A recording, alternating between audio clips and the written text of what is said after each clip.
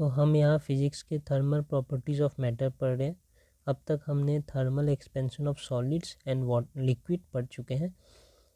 Thermal expansion of solids में हमने देखा कि मान लेते हैं इनिशियल टेम्परेचर हमारा T1 है, जिस टेम्परेचर पे कोई भी लेंथ L1 है, उनका एरिया A1 है और उनका वॉल्यूम V1 है। और दूसरे टेम्परेचर T2 जाते जाते इनका लेंथ T2 L2 हो गया, एरिया A2 हो गए और वॉल्यूम V2 हो गए। तब L2 को कैसे लिख सकते हैं? Then L2 is equals to L1 1 plus alpha T। ये T क्या है? Where T is equals to T2 minus T1, difference in temperature. यहाँ अल्फ़ा क्या है? Alpha is actually coefficient of linear expansion. Area के लिए लिखेंगे तो नया एरिया A2 जो है दैट इज पुराना area into 1 plus beta T। T same है एंड बीटा यहाँ पर क्या है? कोएफिशिएंट ऑफ सुपरफिशियल या एरिया एक्सपेंशन। और वॉल्यूम के लिए लिख सकते हैं नया volume V2 is equals to V1 पुराना वॉल्यूम 1 प्लस गामा T, जहाँ गामा क्या है? गामा है कोएफिशिएंट ऑफ क्यूबिकल या वॉल्यूमेट्रिक एक्सपेंशन, ऐसा। और यहाँ पर इंक्रीज इन लेंथ कितना है? इंक्रीज अगर हम कहें तो चेंज इन डायमेंशन। तो यहाँ से देख सकते हैं इस केस में चेंज इन डायमेंशन है L1 अल्फ़ा T, इस केस में चेंज इन डायरेक्शन है A1 बीटा T और इस केस में चेंज इन डायरेक्शन है V1 gamma T, change in dimension sorry. तो इतना हमारा लेंथ, इस केस में इतना लेंथ इंक्रीज हो गया। तो L1 में अगर हम ये ऐड करेंगे तो मुझे L2 मिल जाएगा, आप यहाँ से भी देख सकते हैं। सिमिलरली A1 में अगर ये ऐड करेंगे तो फिर A2 मिल जाएगा। तो ये है हमारा चेंज इन डायमेंशन, कितना लेंथ इंक्रीज हो गया, कितना एरिया इंक्रीज हो गया, कितना वॉल्यूम इंक्रीज हो गया।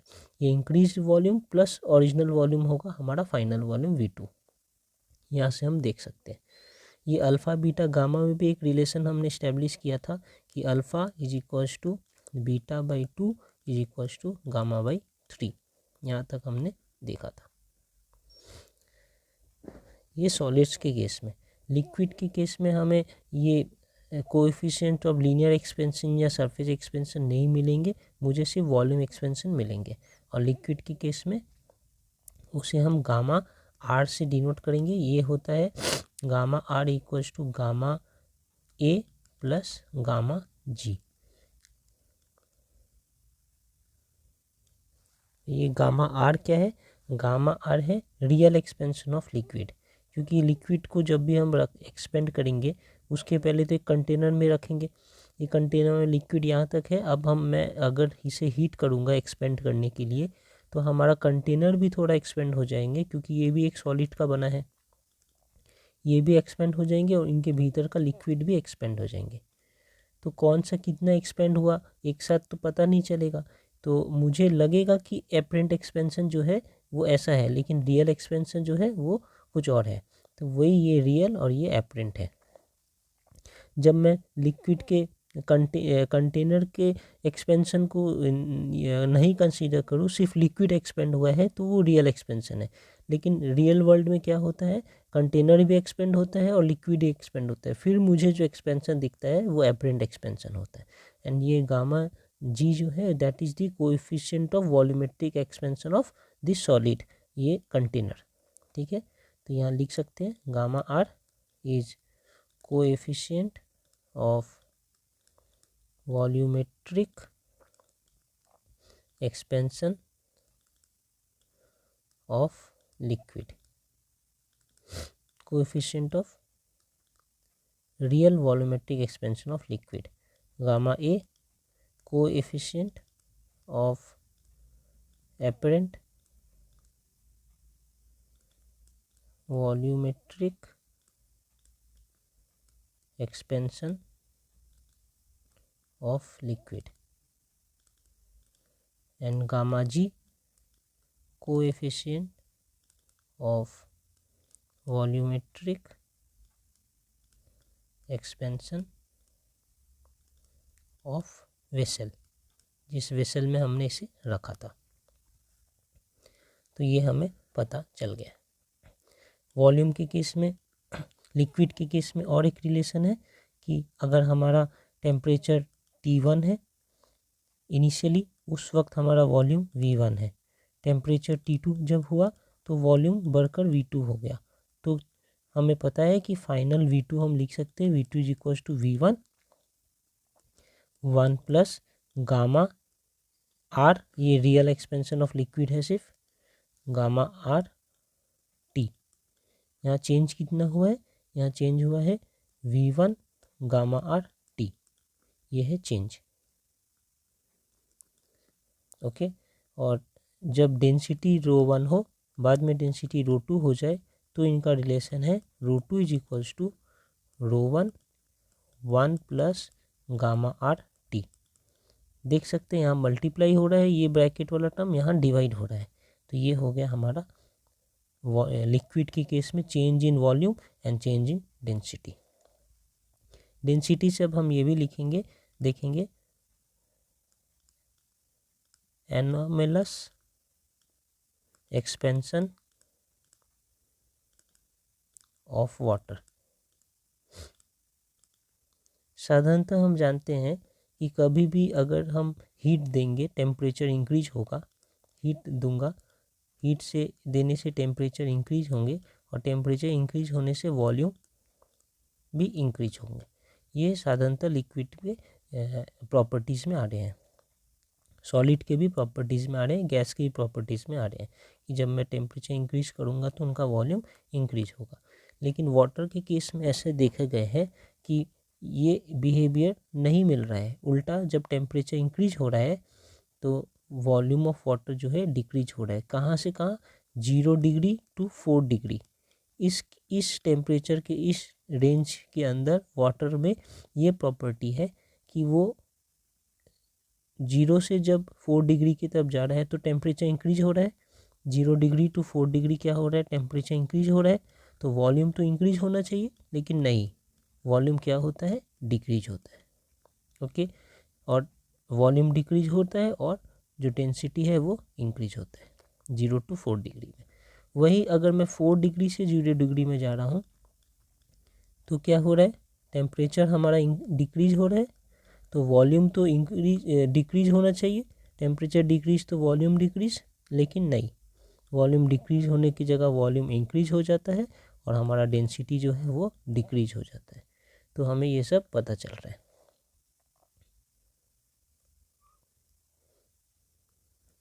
तो अगर मैं ग्राफ बनाऊं तो वो ऐसा दिखेंगे, ये वॉल्यूम का ग्राफ बनाता हूँ, वॉल्यूम विद टेम्परेचर, और ये डेंसिटी का ग्राफ बनाता हूँ, डेंसिटी विद टेम्परेचर।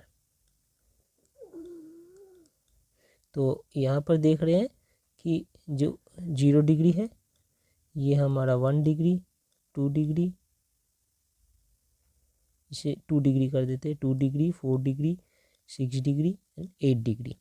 यहाँ भी ये 0, ये 2, ये 4, 6 एंड 8 डिग्री सेल्सियस।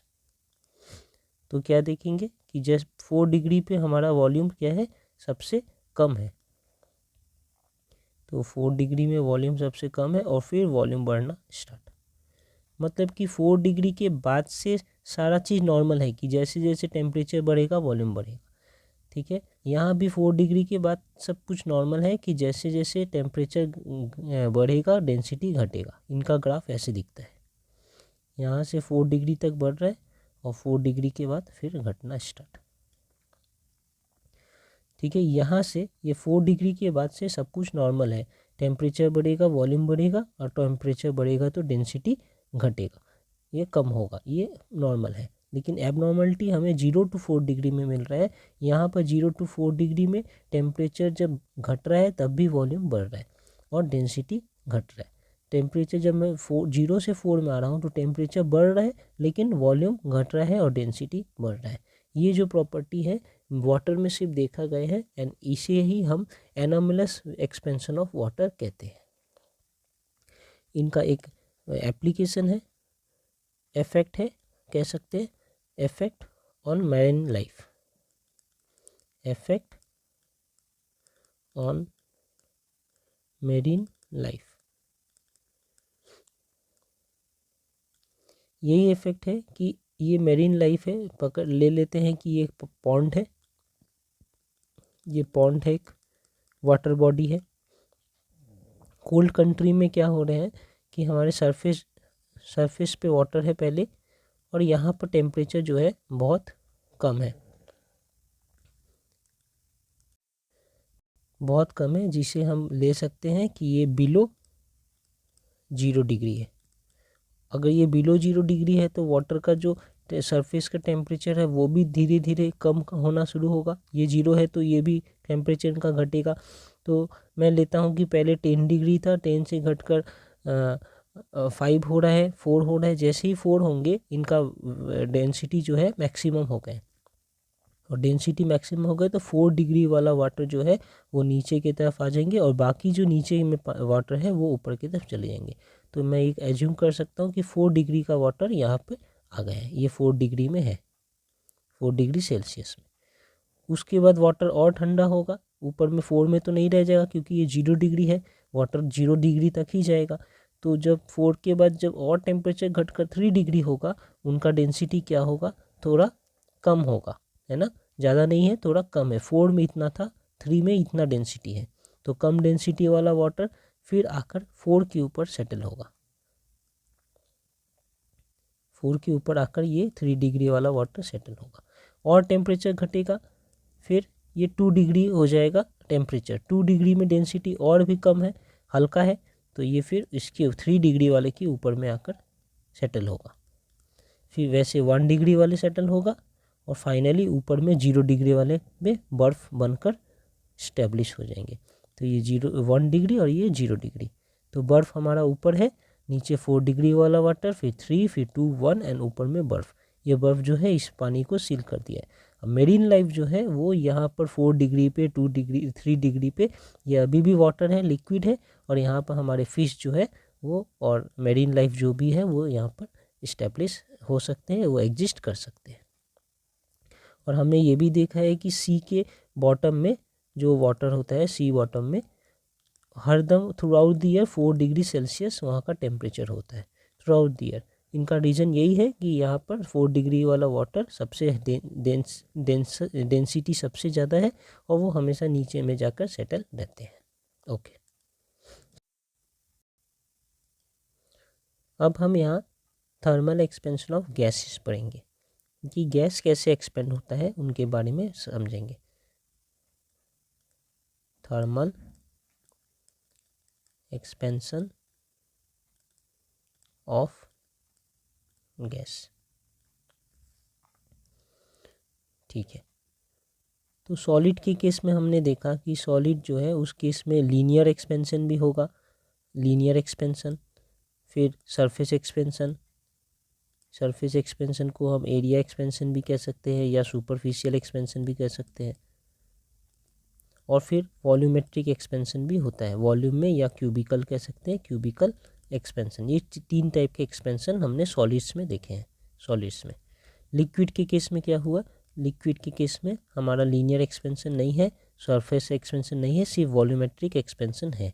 गैस के केस में भी सेम है, हमारा कोई लीनियर एक्सपेंशन या सरफेस एक्सपेंशन नहीं, लेकिन वॉल्यूम एक्सपेंशन है। ओके, लेकिन लिक्विड के केस में क्या था कि लिक्विड हैज़ फिक्स्ड वॉल्यूम, इनका एक फिक्स्ड वॉल्यूम होता था, है ना, फिक्स्ड वॉल्यूम। लेकिन गैस का तो कोई फिक्स्ड वॉल्यूम भी नहीं है, no fixed volume, no fixed volume. जितने भी बड़े कंटेनर में रखेंगे उतना ही बड़े कंटेनर का वॉल्यूम ये फिर फुल ऑक्यूपाई कर लेगा। अगर इस गैस को मैं छोटे कंटेनर में रखूँ तो छोटे कंटेनर का वॉल्यूम ऑक्यूपाई पूरा कर लेगा।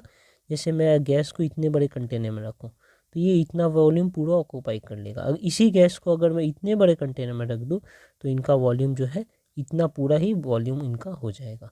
तो हम देख सकते हैं कि जैसे जिस भी कंटेनर में हम रखेंगे गैस का उतना ही वॉल्यूम हो जाएगा। तो सिर्फ हीट करने से जो वॉल्यूम इंक्रीज होगा ऐसा नहीं है, अगर मैं कंटेनर चेंज कर दूंगा तो भी वॉल्यूम इंक्रीज हो जाएगा। बस यही फ़र्क है कि यहाँ पर वॉल्यूम इतना है तो प्रेशर मान लेते हैं P1 रहेगा, और यहाँ पर जब वॉल्यूम बड़ा हो जाएगा तो प्रेशर भी कम हो जाएगा और प्रेशर P2 हो जाएगा। तो ये यहाँ पर जब वॉल्यूम V1 है और प्रेशर P1 है, यहाँ पर वॉल्यूम V2 जब होगा बड़ा होकर तो प्रेशर हमारा घटकर P2 हो जाएगा, such that P1 V1 is equals to P2 V2। ये समझ आ रहा है ना। छोटे जगह पे उतना ही गैस रखा है तो उनमें प्रेशर ज़्यादा है, P1 बड़ा है। जब इतना ही गैस अब बड़े जगह में आ गए तो इस गैस का प्रेशर अब कम हो गया है, ओके, प्रेशर P2 ले लेता हूँ, वॉल्यूम V2 ले लेता हूँ, तो रिलेशन ऐसा होगा P1 V1 equals to P2 V2। ये हमारे गैस के केसेस में हमने देखा। तो इसमें से क्या समझ आ रहा है कि वॉल्यूम जो है गैस के, वॉल्यूम ऑफ गैस, वो दोनों चीज़ पे डिपेंड करता है। वो टेम्परेचर पे भी डिपेंड करता है और वो प्रेशर पे भी डिपेंड करता है। ओके, तो जब भी हम ये पढ़ेंगे वॉल्यूम ऑफ गैस तो हमें टेम्परेचर, प्रेशर और वॉल्यूम तीनों को ही कंसीडर करना है। ये V, ये T और ये P, इन सब के बीच में रिलेशन कंसीडर करना है। तो हम 3 टाइप से देख लेंगे कि क्या क्या चेंज होता है अगर मैं V को कांस्टेंट रखूँ, P और T को चेंज करूँ, या फिर अगर P को कांस्टेंट रखूँ V और T को चेंज करूँ, या फिर T को कांस्टेंट रखूँ V और P को चेंज करूँ। तो इनिशियली हम देख लेते हैं कि हम T को कांस्टेंट रखेंगे और फिर देखेंगे क्या होता है। तो लिखते हैं, हमारा टॉपिक रहेगा expansion of gas at constant temperature. हमारा T कांस्टेंट है, ठीक है ना। Expansion of gas at constant temperature, T constant है तो इसे कौन सा लॉ कहेंगे, ये है हमारा बॉयल्स लॉ, ठीक है। और बॉयल्स लॉ में क्या होता है, volume is inversely proportional to volume is inversely proportional to pressure, ठीक है। और हमारा क्या कांस्टेंट है, हमारा टेम्परेचर कांस्टेंट है। T and mass, temperature and mass constant, volume is inversely proportional to temperature, sorry, volume is inversely proportional to pressure. इसे हम ऐसे भी लिख सकते हैं, PV इक्वल्स टू कांस्टेंट। ये हमारा हो गया बॉयल्स लॉ। दूसरे केस में क्या देखेंगे, दूसरे केस में देखेंगे एक्सपेंशन ऑफ गैस,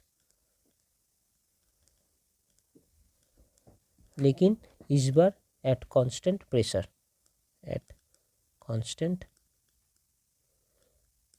प्रेशर। जब प्रेशर कांस्टेंट है तो हम क्या कहते हैं, चार्ल्स लॉ, जहाँ पर हमारा प्रेशर एंड मास दोनों कांस्टेंट है। उस वक्त volume is proportional to temperature.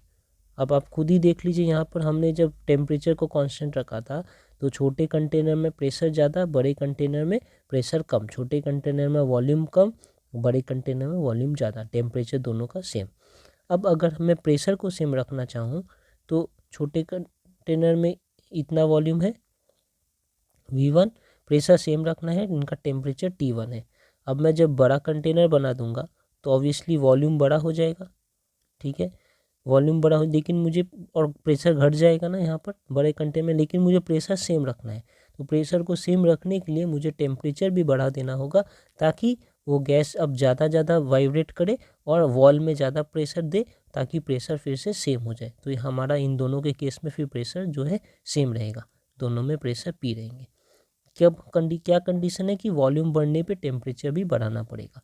तो ऐसे हम फिजिकली देख सकते हैं V is proportional to T, ये हमारा बॉयल्स चार्ल्स लॉ है।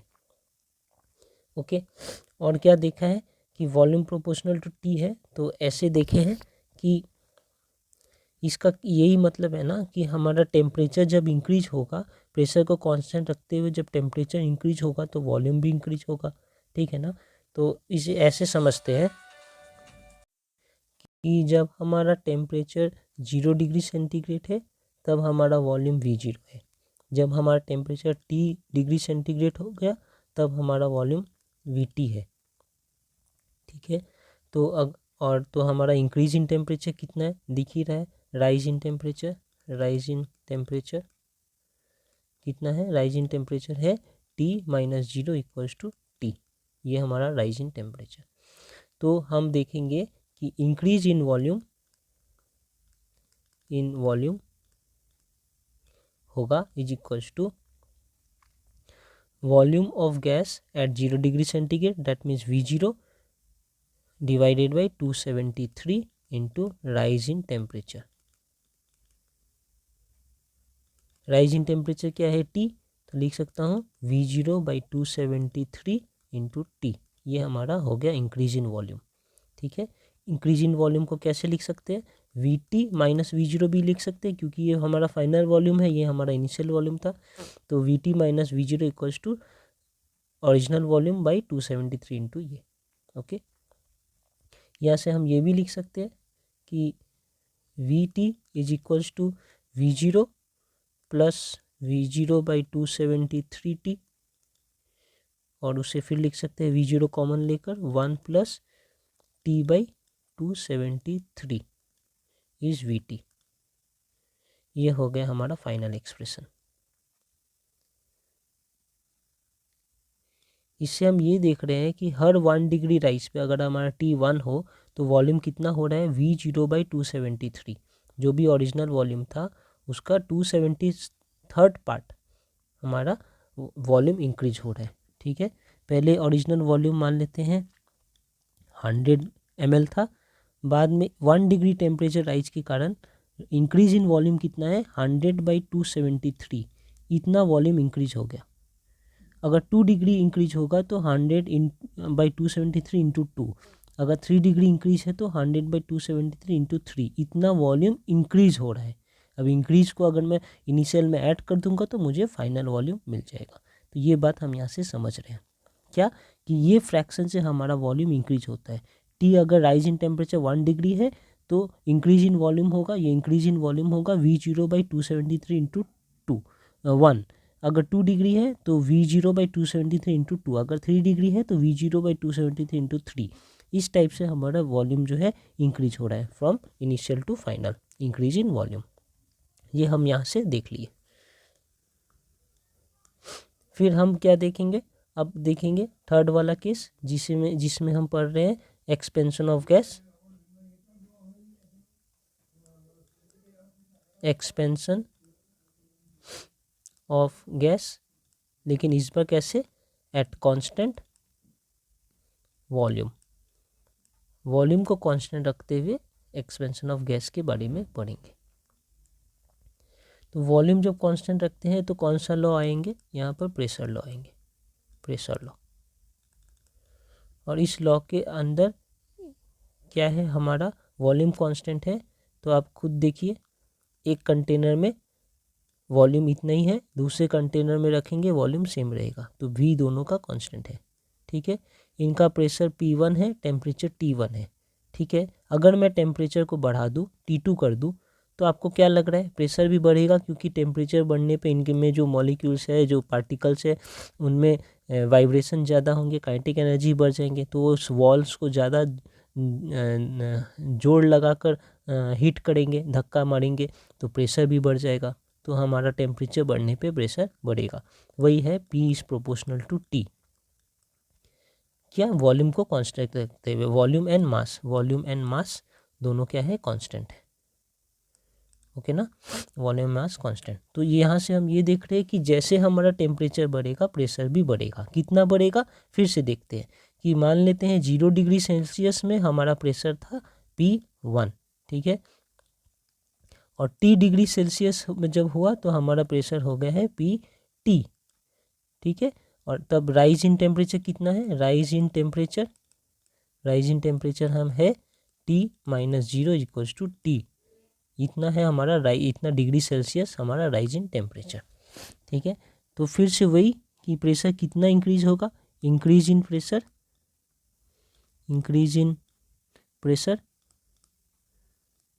इज इक्वल्स टू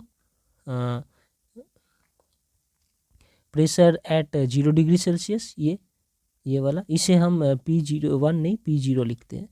तो प्रेशर है 0 degree Celsius by 273 into rise in temperature.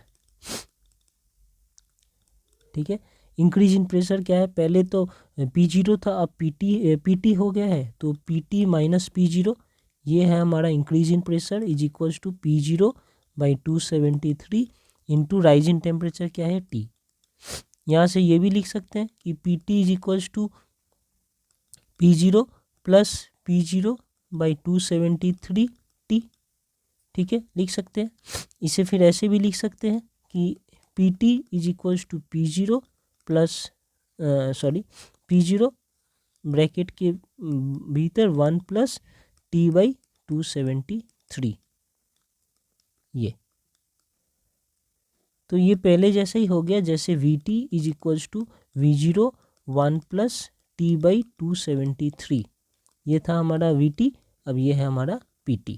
क्या समझ आ रहा है कि हर 1 डिग्री सेंटीग्रेड के लिए हमारा प्रेशर जो है P0 बाई 273 इंक्रीज होगा। मतलब कि अगर टेम्परेचर 1 डिग्री इंक्रीज हो रहा है तो प्रेशर P0 बाई 273 इंक्रीज हो जाएगा। इंक्रीज, हाँ मैं यहाँ इंक्रीज की बात कर रहा हूँ, इतना प्रेशर इंक्रीज होगा। इंक्रीज होकर फिर फाइनल क्या बन जाएगा, P0 प्लस ये, है ना। अगर 2 डिग्री से टेम्परेचर इंक्रीज हुआ है तो हमारा प्रेशर 2 P0 बाई 273 इंक्रीज होगा। अगर 3 डिग्री टेम्परेचर इंक्रीज हुआ है तो हमारा प्रेशर 3 P0 बाई 273 इंक्रीज होगा। और इंक्रीज होकर फाइनल क्या बनेगा, इनिशियल P0 प्लस ये वाला, यहाँ पर क्या बनेगा P0 प्लस ये वाला, यहाँ पर क्या बनेगा P0 प्लस ये वाला। देख सकते हैं क्या बनेगा, final temperature is P0 plus ये वाला। यहाँ पर ये वाला में क्या क्या चेंज हो रहा है, सिर्फ T चेंज हो रहा है। जब 1 डिग्री का डिफरेंस आ रहा है तो T1 है, जब 2 डिग्री का इंक्रीज आ रहा है तो T2 है, जब 3 डिग्री का इंक्रीज आ रहा है तो T3 है। बस यही चेंज हो रहा है, बाकी सब सेम है। तो यहाँ से हम ये दोनों के लिए देख सकते हैं कि वॉल्यूम और प्रेशर दोनों ही हर 1 डिग्री चेंज होने पर इनिशियल का 273 पार्ट इंक्रीज होता है, या अगर टेम्परेचर डिक्रीज हो रहा है तो इनिशियल का 273 पार्ट डिक्रीज होता है। ठीक है ना, ये हमने समझ गए। अब देखते हैं कि ये वॉल्यूम और टेम्परेचर कोएफिशिएंट ऑफ गैस क्या है। ठीक है, तो हमने इसके पहले क्या देखा था, ये गामा कहते थे, गामा को क्या कहते थे, कोएफिशिएंट ऑफ वॉल्यूमेट्रिक एक्सपेंशन। जो भी वॉल्यूम में एक्सपेंशन आता था उनका कोएफिशिएंट। अब हम यहाँ पर गामा ही देखेंगे गैस के लिए, लेकिन 2 टाइप का गामा है, एक है गामा V और एक है गामा P। तो ये क्या है, ये coefficient of volumetric expansion at constant volume, और दूसरा है कोएफिशिएंट ऑफ वॉल्यूमेट्रिक एक्सपेंशन है लेकिन कांस्टेंट प्रेशर पे। ओके, सॉरी यहाँ पर ये मैं गलत बोल गया, इसे यहाँ पर गामा V जो है उसे हम कहते हैं, गामा V है उसे हम कहते हैं volume coefficient of gas, volume coefficient of gas, and gamma P को कहेंगे प्रेशर कोएफिशिएंट ऑफ गैस। और ये हमें change of volume with pressure दिखाई, विथ टेम्परेचर, कि टेम्परेचर चेंज होने पे वॉल्यूम पे क्या असर पड़ रहा है, और ये हमें ये बताएगा कि टेम्परेचर चेंज होने पर प्रेशर पे क्या असर पड़ रहा है। ओके, तो गामा V का क्या डेफिनेशन है, gamma V is equals to fractional increase in volume by per rise in temperature. Okay, तो ये है fractional increase in volume divided by rise in temperature, rise in temperature, ये है हमारा गामा V। और गामा P का क्या definition है, ये है fractional increase in pressure, pressure कितना इंक्रीज हो रहा है कितने फ्रैक्शन से, per degree rise in temperature, per degree rise in temperature. सीधी सी बात है कि टेम्परेचर राइज होने पर वॉल्यूम कितना चेंज हो रहा है, कितना इंक्रीज हो रहा है, और टेम्परेचर राइज होने पर प्रेशर कितना इंक्रीज हो रहा है गैस के। तो मैं ऐसा अगर कंसीडर कर लूँ कि इनिशियली हमारा जो टेम्परेचर है वो 0 डिग्री सेंटीग्रेड है, बाद में टेम्परेचर T डिग्री सेंटीग्रेड हो गया। ठीक है, इस 0 डिग्री सेंटीग्रेड में हमारा वॉल्यूम था V0 और T डिग्री सेंटीग्रेड में वॉल्यूम हो गया है VT। ठीक है, और ये भी कंसीडर कर लेते हैं कि T0 0 डिग्री सेंटीग्रेड में हमारा प्रेशर था P0 और यहाँ पर प्रेशर हो गया है PT। ठीक है, तो डेफिनेशन से क्या बोल रहे हैं, गामा V क्या होना चाहिए, गामा V होना चाहिए फ्रैक्शनल इंक्रीज इन वॉल्यूम। तो ये VT माइनस V0 होगा, VT minus V0 by V0 original volume, ये है फ्रैक्शनल इंक्रीज इन वॉल्यूम। ठीक है, फ्रैक्शनल इंक्रीज इन वॉल्यूम, उसके बाद क्या, rise in temperature divided by rise in temperature. नीचे है ना ये rise in temperature, rise in temperature कितना है, 0 से T डिग्री सेंटीग्रेड आ गए हैं, तो राइज इन टेम्परेचर कितना है 1/T। ये हो गया हमारा गामा V। यहाँ पे भी गामा P क्या होगा, गामा P होगा फ्रैक्शनल इंक्रीज इन प्रेशर, कितना है PT minus P0 by P0, ये हमारा fractional increase in pressure into 1/, ये राइज इन टेम्परेचर, तो 1/, राइज इन टेम्परेचर कितना है 0 से T डिग्री सेंटीग्रेड मतलब T, ये हो गया हमारा गामा P। इसे अगर और खोल कर लिख दे तो ऐसे लिख सकते हैं यहाँ से कि gamma V V0 T is equals to VT minus V0, और यहाँ से लिख सकते हैं VT is equals to V0 plus V0 gamma V T, फिर लिख सकते हैं VT is equals to V0 common 1 plus gamma V T इनके लिए। और इस साइड के लिए क्या लिख सकते हैं, इनके लिख सकते हैं गामा P P0, ये P है, gamma P P0 T is equals to PT minus P0। ठीक है, फिर लिख सकते हैं PT is equals to P0 plus P0 gamma P T। देखिए लिख सकते हैं इसे, अगर इस साइड ले आए तो फिर लिख सकते हैं PT is equals to P0 common 1 plus gamma P T। ये हो गया हमारा रिलेशन। तो ये एक रिलेशन है कि टेम्परेचर इंक्रीज होने पे वॉल्यूम कैसे इंक्रीज होगा, और ये एक रिलेशन है कि टेम्परेचर इंक्रीज होने पर प्रेशर कैसे इंक्रीज होगा। इसे अगर हमने पहले जो यहाँ पर जब फॉर्मूला पढ़ रहे थे और जब लॉ पढ़ रहे थे तो हमने ये दो डिराइव किया था, इसके साथ अगर हम कंपेयर करेंगे तो इसे मैं यहाँ से लेकर चलता हूँ।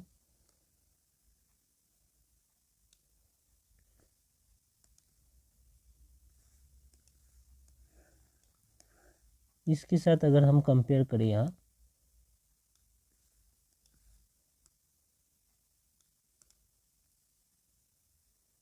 तो क्या देखेंगे यहाँ पर, अगर कंपेयर करें इनके साथ तो इनको इनके साथ कंपेयर करते हैं,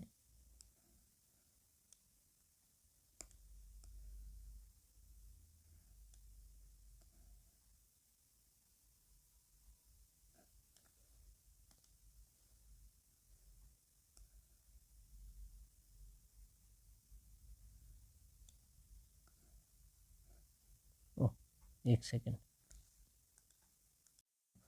अब देखिए अगर मैं इनको इनके साथ कंपेयर करूं, इनको इनके साथ कंपेयर करूं और इनको इनके साथ कंपेयर करूं, तो हमें क्या पता चलेगा कि gamma V is equals to क्या हो रहा है 1/273, और यहाँ भी gamma P is equals to 1/273, अगर मैं दोनों को कंपेयर करते हुए चलूँ। और इसे इस तरीके से लिख सकता हूँ, it is equals to 36.6 into 10⁻⁻4। ठीक है, यूनिट क्या होगा, यूनिट इनका होगा डिग्री सेंटीग्रेड इनवर्स। ओके, यहाँ पर गामा P भी सेम है, it is equals to 36.6 into 10⁻⁻4 degree centigrade inverse. Okay, ये हो गया हमारे gamma coefficient of volume coefficient and pressure coefficient के वैल्यूज़। अब इनके बीच में हम ये देख सकते हैं कि गामा P और गामा V जो है दोनों इक्वल होते हैं। हाँ, ये देख सकते हैं, यहीं से देख सकते हैं gamma V is equals to gamma P।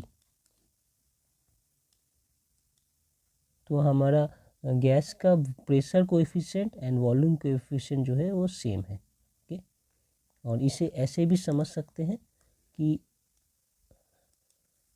अगर एक गैस है, ठीक है, उसे हमने पहले P0 और V0 वॉल्यूम पे रखा है, ठीक है, P0 प्रेशर और V0 वॉल्यूम पे, कहाँ पर 0 डिग्री सेंटीग्रेड टेम्परेचर पे, ठीक है।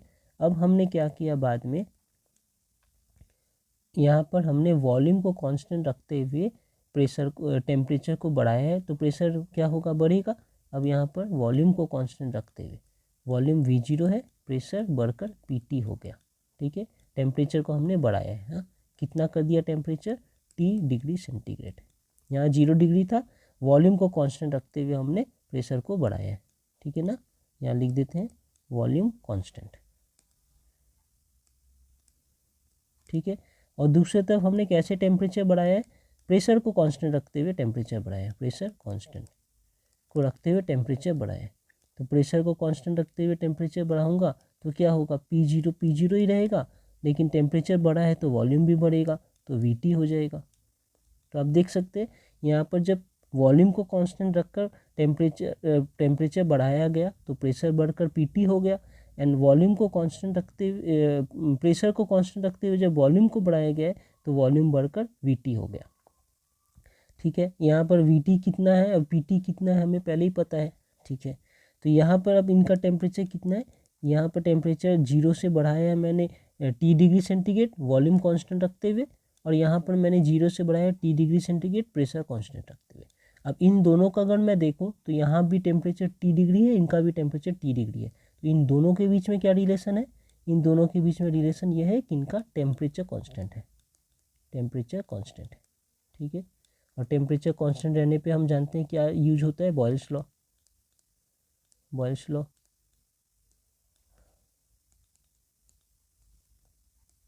जिनका क्या मतलब है कि PV कांस्टेंट है।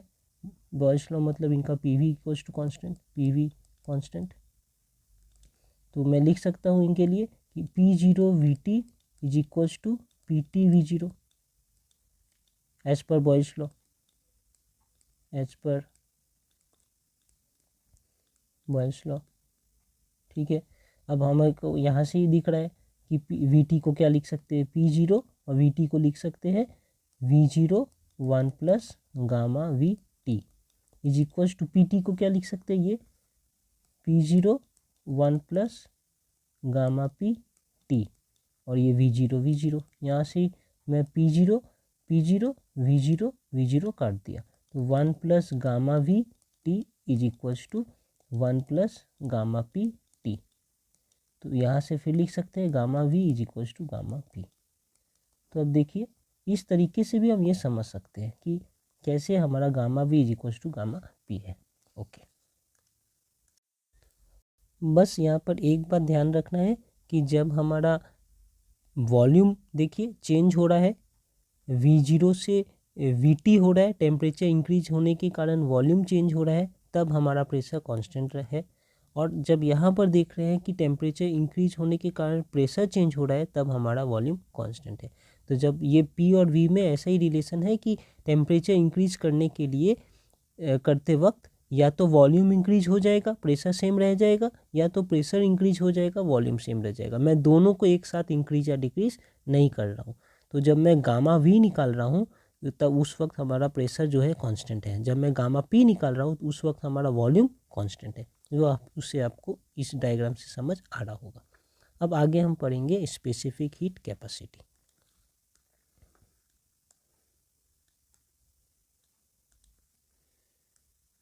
स्पेसिफिक हीट कैपेसिटी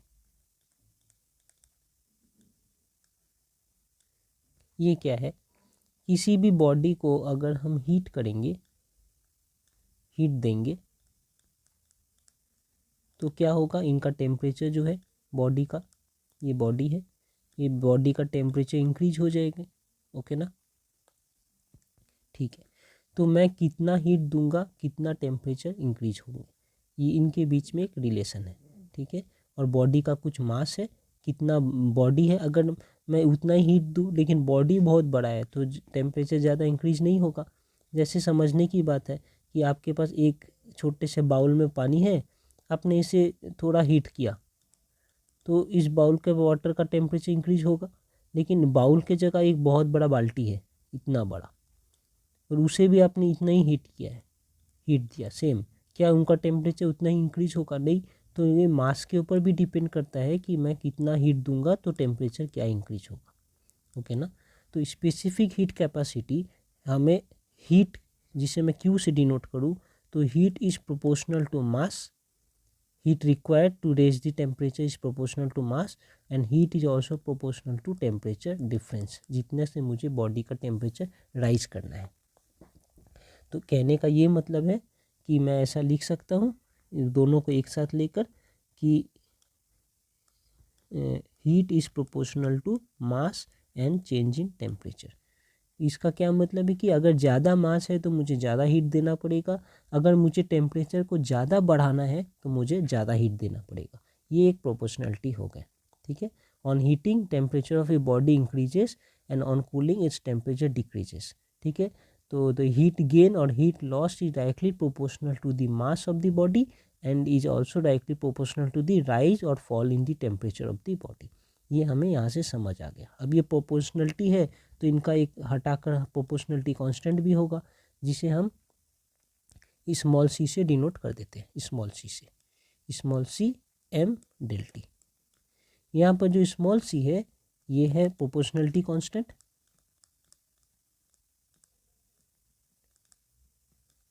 कांस्टेंट, और इसे ही हम कहते हैं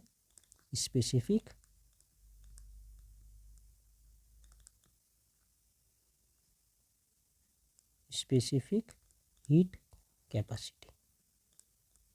ठीक है ना। यहाँ से ऐसे लिख सकते हैं स्मॉल सी को, small C is equals to Q by M del T. तो इनका यूनिट भी निकाल लेंगे कि क्यू का यूनिट क्या है, क्योंकि ये हीट है, हीट का यूनिट है जूल्स, लिख सकते हैं।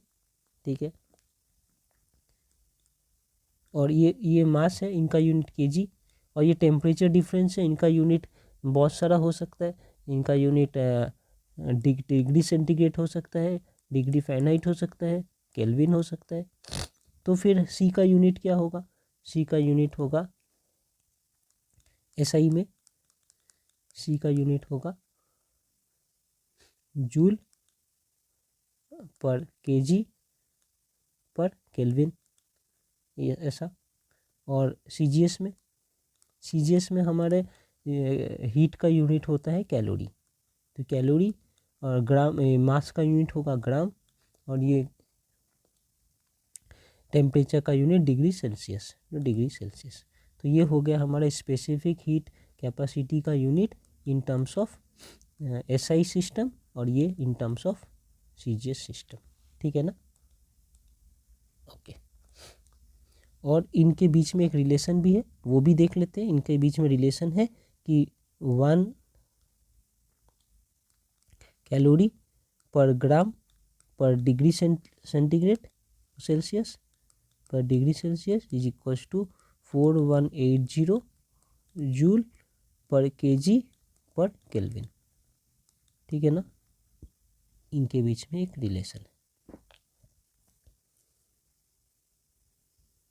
ओके। तो हम इसे अब एक बार ब्रीफ में ऐसे लिख सकते हैं, ये C equals to Q by M T, C is equals to small C, हाँ, small C is equals to Q by M del T. इसे ऐसा लिख सकते हैं कि ये स्पेसिफिक हीट कैपेसिटी है ना, ये सी। तो स्पेसिफिक हीट कैपेसिटी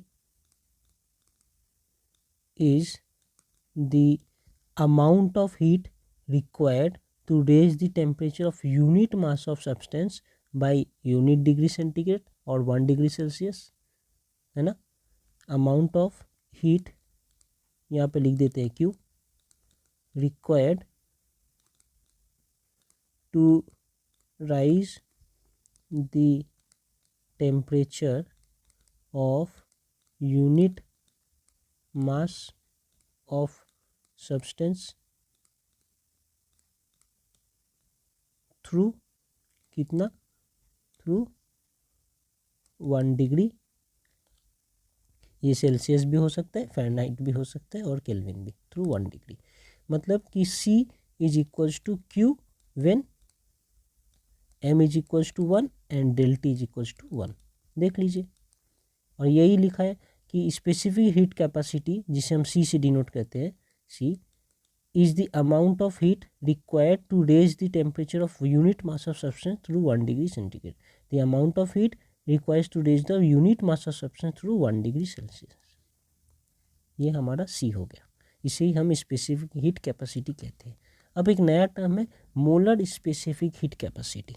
तो यहाँ पर जब हम 1 यूनिट मास ऑफ सब्सटेंस की बात कर रहे थे ना, यूनिट मास, और मास का यूनिट था हमारा केजी एसआई यूनिट में। अब हम यहाँ पर मोल्स की बात करेंगे कि यूनिट मोल्स। यहाँ पर हमने 1 केजी को हीट करने के लिए कितना टेम्परेचर, 1 केजी का टेम्परेचर 1 डिग्री सेंटीग्रेड से बढ़ाने के लिए मुझे कितना हीट चाहिए, वो था स्पेसिफिक हीट कैपेसिटी। अब हम पढ़ेंगे मोलर स्पेसिफिक हीट कैपेसिटी। यहाँ जस्ट क्या है कि अब 1 केजी की बात नहीं कर रहे, अब हम 1 मोल की बात कर रहे हैं कि मुझे अगर 1 मोल ऑफ सब्सटेंस के टेम्परेचर को 1 डिग्री से बढ़ाना है तो मुझे कितना हीट लगेगा, that is my molar specific heat capacity. इसे कैसे डिनोट करेंगे, इसे कैपिटल C से डिनोट करेंगे, ठीक है। और क्या चेंज आएगा, जस्ट ये मास के जगह यहाँ पे मोल हो जाएंगे। So it is Q by number of moles N del T।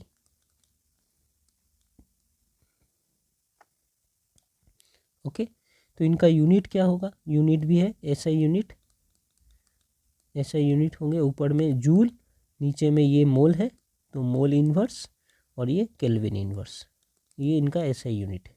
CGS unit क्या होगा, सीजीएस यूनिट होंगे कैलोरी, फिर मोल इन्वर्स,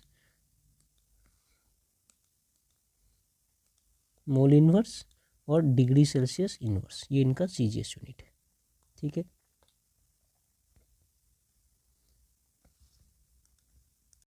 तो इनका डेफिनेशन भी ऐसे ही होगा, molar specific heat capacity is the amount of heat requires to raise the temperature of 1 mole of substance और unit mole of substance through 1 degree Celsius. Okay, so ये है इनका डेफिनेशन। अब इन दोनों के बीच में क्या रिलेशन है, कैसे कर सकते हैं, स्मॉल सी को मैं लिख सकता हूँ ना, small C is equals to Q by M del T, ठीक है। अब मैं दोनों साइड से अगर M से मल्टीप्लाई करूँ, स्मॉल m से, स्मॉल सी को स्मॉल m से मल्टीप्लाई करूँ तो यहाँ पर Q by M del T into M, ठीक है। अब मैं दोनों को N से डिवाइड करता हूँ, N मतलब नंबर ऑफ मोल्स से, तो small m C by small n is equals to Q by M del N into M by N, ठीक है ना। पहले क्या किया मैंने, M से मल्टीप्लाई किया, फिर N से डिवाइड किया। यहाँ पर ऐसे है और यहाँ पर ऐसा है, इसे काट दूँ तो ये क्या हो जा रहा है, is equals to Q by N del T, और यही क्या होता है, यही कैपिटल C होता है। और यहाँ पर क्या लिखा है हमने, small m into small c by small n। अब ये m बाई n क्या होता है, हमें पता है m by n is equals to given mass, m क्या है गिवन मास, बाई n क्या है नंबर ऑफ मोल्स, तो इनका डिवीजन होता है मोलर मास। मैं यहाँ पे ऐसे लिख देता हूँ, इक्वल्स टू m, जहाँ पर m क्या है, स्मॉल m है given mass, given mass, small n क्या है नंबर ऑफ मोल्स, और इसे क्या कहते हैं molar mass, molar mass. Molar mass means mass of 1 mole of substance, 1 mole of substance का जितना मास है ये मोलर मास, तो इसे कैपिटल M से डिनोट करते हैं। तो यहाँ भी ये पूरे टर्म को मैं कैपिटल M लिख सकता हूँ, तो capital M small c is equals to capital C, ये इनके बीच में रिलेशन है, ठीक है। अब अगर हम गैस की बात करें तो गैस में ये molar specific heat capacity 2 type के होते हैं गैस में, इन gases molar specific heat capacity जो है 2 टाइप के होते हैं, एक होते हैं Cp, एक को कहते हैं Cv। ये है molar specific heat capacity, molar specific heat capacity eight constant pressure. और ये है मोलर स्पेसिफिक हीट कैपेसिटी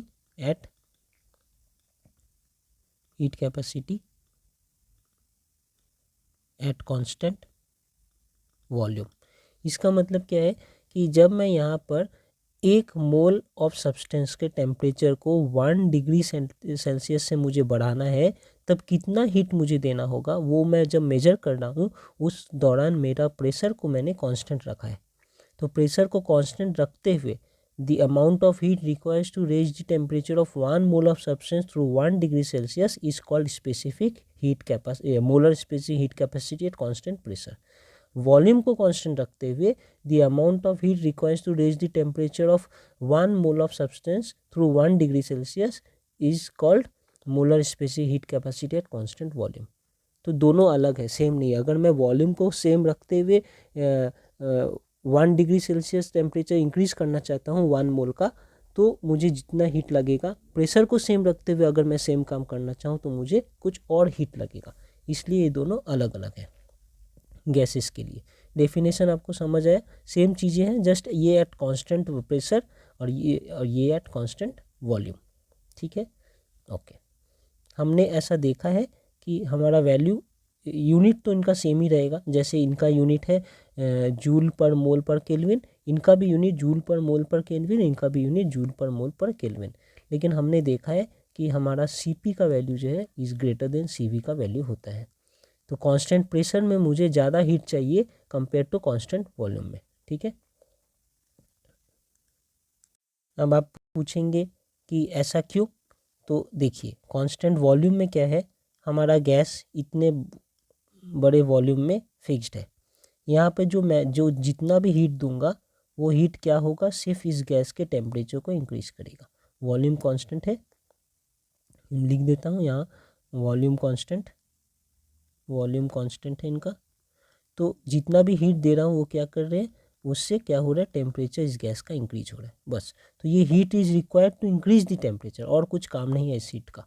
ठीक है, एट कांस्टेंट वॉल्यूम।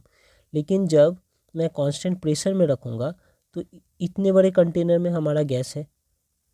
ठीक है, अगर मैं इसे हीट करूँ तो इनका ऑब्वियस सी बात है, अगर साइज़ सेम रहेगा, वॉल्यूम सेम रहेगा तो प्रेशर बढ़ेगा। मुझे प्रेशर को सेम रखना है तो मुझे वॉल्यूम बढ़ाना पड़ेगा। वॉल्यूम बढ़ के इतना होना चाहिए, तब जाकर प्रेशर सेम रहेगा। जब वॉल्यूम बढ़ गया तो वॉल्यूम बढ़ने के लिए कुछ वर्क भी तो हुआ होगा, गैस ने कुछ वर्क किया है ताकि इनका वॉल्यूम बड़ा हो। तो यहाँ पर जो हीट आ रहा है वो हीट सिर्फ टेम्परेचर इंक्रीज नहीं कर रहा है, लेकिन वर्क भी कर रहा है, तो वॉल्यूम को भी बड़ा कर रहा है। कंटेनर पहले इतना बड़ा था, अब इतने बड़े स्पेस को ऑक्यूपाई करना है। तो कहने की मतलब यहाँ है कि यहाँ heat is required only to increase the temperature, लेकिन यहाँ heat is required to increase the temperature as well as increase the volume. Volume increase होना मतलब कि वर्क होना, ये वॉल्यूम इंक्रीज होना मतलब वर्क होना, और ये टेम्परेचर इंक्रीज हो रहा है क्योंकि यहाँ पर हीट आ रहा है तो टेम्परेचर इंक्रीज हो रहा है। तो यहाँ पर heat was required only to increase the temperature. इस केस में जब मैं कांस्टेंट प्रेशर रख रहा हूँ, पी कांस्टेंट रख रहा हूँ, इस केस में heat is required to increase the temperature, number 1, and number 2 to increase the volume also. और वॉल्यूम इंक्रीज करना मतलब वर्क करना। तो इनके लिए मुझे ज़्यादा एनर्जी चाहिए, ज़्यादा हीट चाहिए, इनके लिए कम हीट चाहिए। Therefore my Cp is greater than Cv। इतना आपको समझना है। ठीक है।